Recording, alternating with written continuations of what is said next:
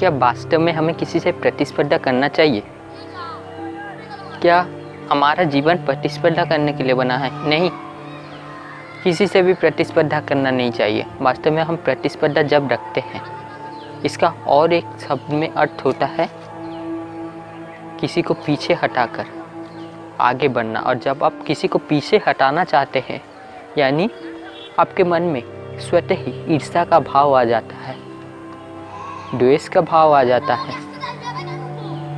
और जब आप जिसको पीछे हटाना चाहते हैं वो अगर आपसे आगे निकल गया तो घृणा का भाव उत्पन्न हो जाता है।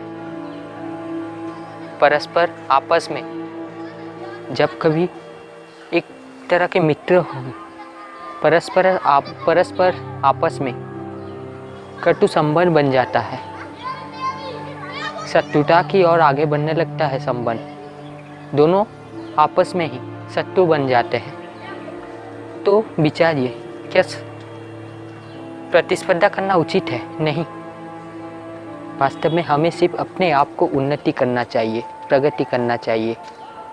हम स्वयं का अगर प्रतिस्पर्धी बने तो उचित होता है, किसी और का नहीं। कोई और अगर हमसे प्रतिस्पर्धा कर रहे, द्वेष भाव रखे, ईर्ष्या भाव रखे, हमसे घृणा करे, तो उन्हें करने दीजिए, वो उनका कर्म है। आप अपना कर्म निश्चल रखिए, स्वच्छ रखिए, धर्ममय रखिए, तभी जाकर आप एक श्रेष्ठ मनुष्य कहलाएंगे। मैं सही कह रहा हूँ ना दोस्तों? वास्तव में हम इस दुनिया में आए हैं कुछ काल तक, कुछ समय तक, अनंत काल तक नहीं। हम समुद्र में उठने वाले लहर के समान हैं, जो आते जाते रहते हैं, फिर समुद्र में मिट जाते हैं, उनका क्या अस्तित्व रहता है। ठीक उसी प्रकार ये संसार हमसे पहले भी था, हमसे बाद भी रहेगा और अभी भी है। हम एक छोटे लहरे के भांति आते जाते रहते हैं। ना हम अपने सगे संबंधी को चुनते हैं और ना ही चुन सकते हैं। हमें जन्म से पहले पता नहीं था कि हमारे सगे संबंधी माता पिता, भाई बहन, दोस्त, मित्र, शत्रु कौन होंगे, तथा देह त्यागने के बाद भी ये पता नहीं होगा कि हमारे सगे संबंधी क्या करेंगे, क्या कर रहे होंगे, हम कहाँ जाएंगे। वो बात छोड़ो, हमें तो अपने निश्वास का भी पता नहीं होता। क्या आपको पता होता है? आपके अनुसार निश्वास लेते हैं? नहीं।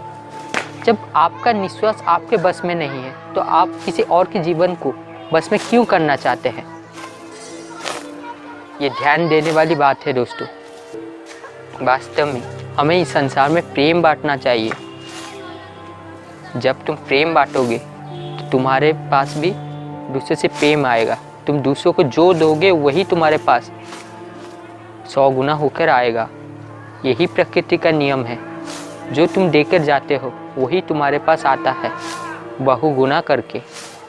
अगर दूसरों के प्रति ईर्ष्या भाव रखोगे, घृणा बांटते रहोगे, तो तुम्हें भी घृणा ही झेलना पड़ेगा, निंदा झेलना पड़ेगा। इस संसार से कभी भी कुछ आशा मत रखो, परंतु अपने कर्म से, अपने स्वभाव से अगर संसार का किसी भी क्षण को, किसी भी मुहूर्त को, किसी भी इलाके को तुम स्वर्ग बना सकते हो, दिव्य गुणों का आवा दे सकते हो तुम्हारे कर्म से, तो दो। वास्तव में तुम तो मर जाते हो। तुम सोचते हो इसीलिए जिंदा हो, तुम तो हो ही नहीं। ये शरीर तो तुम्हारा है ही नहीं, तो तुम आए कहाँ से? जब ये शरीर ही हमारा नहीं है तो हम जिसके पीछे भी भागते हैं, चाहे वो धन हो, यश हो, संपत्ति हो, जमीन जायदाद कुछ भी हो, गाड़ी, मकान, तब वो हमारा कैसे हो सकता है? वास्तव में पैसा उपयोगी होता है, आवश्यकता बनती है, परंतु कीमती नहीं, मूल्यवान नहीं। मूल्यवान समय होता है, ऊर्जा होता है, जीवन होता है। जब ये तीनों चले जाते हैं वो लौट कर नहीं आते। परंतु अगर धन चला जाए, पैसा चला जाए, तो उसे पुनः लाया जा सकता है, पुनः अर्जित किया जा सकता है, कमाया जा सकता है। और याद रखना दोस्तों, धन अगर हम कमाते भी हैं वो तब तक हमारे पास टिका रहता है, हमारे लिए हितकारक होता है, उपयोगी होता है जब हम धर्म में रहते हैं। लक्ष्मी चाहे किसी के भी पास चला जाए परंतु हमेशा धर्म का ही सेवन करती है, धर्म को ही अपना प्राण अर्पण करती है, नारायण के पास ही जाती है। नारायण धर्म के प्रतीक होते हैं, उनके पास ही रहती है। ठीक उसी प्रकार लक्ष्मी चाहे धन के रूप में किसी के भी पास आ जाए, वो कुछ समय तक आता है परंतु अनंत काल तक या फिर पूरा संपूर्ण जीवन काल तक उसके पास नहीं रहता, तब तक जब तक आप धर्ममय जीवन नहीं बिता लेते। परंतु अगर आप आज दारिद्र्य है, निर्धन है, परंतु धर्म कार्य करते चल रहे हैं, सत्यनिष्ठ है, किसी को अपना शत्रु नहीं समझने, आप दूसरों में भी वही दिव्यता का अनुभव करते हैं जो अपने आप में देखते हैं, दूसरों को भी अपने तरह ही समझते हैं, तो एक ना एक दिन आपके पास भी धन संपत्ति आदि इत्यादि होगा। परंतु जो अहम शून्य मनुष्य होते हैं, निष्कामी मनुष्य होते हैं, उच्च मनुष्य होते हैं, उनके पास ये सब रहने के बाद भी वो इनसे बन नहीं जाते, उन्हें ये चाहिए ही नहीं होता। वो जंगल में भी रह सकते हैं, अच्छा राजमहल में भी रह सकते हैं। राजमहल हो या वनगमन, दोनों ही एक समान होता है उनके लिए। तो अंततः मैं यही कहूँगा दोस्तों, खुद को बेहतर करने की कोशिश करो परंतु किसी को नीचे गिराने की कोशिश कभी मत करना। अगर हो सके तो उसको भी उठाना चाहो, उसकी प्रगति सोचो।